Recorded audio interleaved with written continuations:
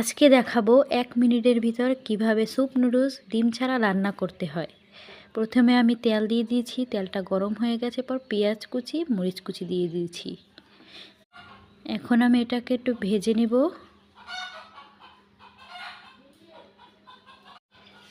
ভেজে নেওয়ার পর লাল হয়ে যাওয়ার পর আমি টমেটোর সস দিয়ে দিয়েছি। টমেটোর সসটা ভালো করে একটু কষিয়ে নেব।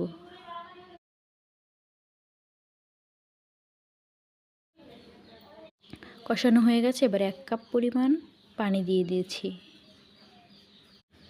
পানি দেওয়ার পর এখন আমি এটাকে ভালোভাবে নাড়াচাড়া করে এখন নুডলসের মশলাটা দিয়ে দিয়েছি। পরিমাণ মতো পানি দেওয়া হয়ে গেছে, এখন আমি এটা ভালোভাবে ফুটিয়ে নেব।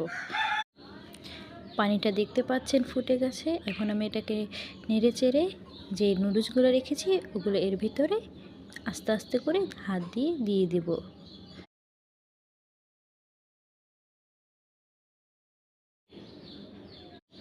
এখন আমি এটা নেড়েচেড়ে যখন এটা হয়ে আসবে উঠিয়ে পরিবেশন করলেই হয়ে যাবে।